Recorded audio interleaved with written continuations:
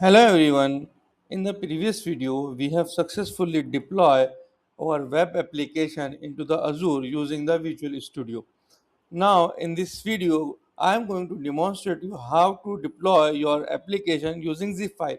In some case, if you don't have your Azure credential and your Azure team is different and deploy separately, then you have to make the zip file of your publish application and then give it to the Azure developer.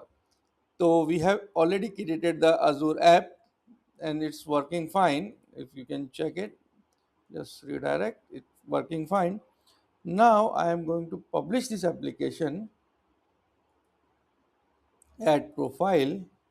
Now we can choose the folder. Instead of Azure, we can choose the folder. Now you give the path, click on the finish. Now you can publish. In some time they don't provide the Azure credential to the every developer, and the separate development team is responsible for the deploying the application. So in such case you have to zip your application and deploy. Just open it. Here your all the files. Just combine and right click and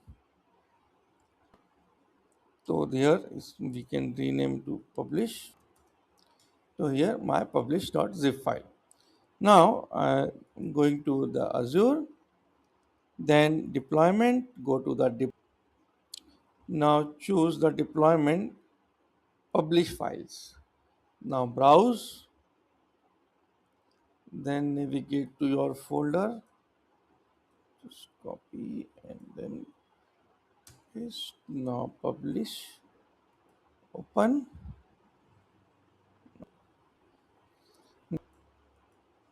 Go to the log. You can check here your log is successfully deployed. Now go to, just refresh this page.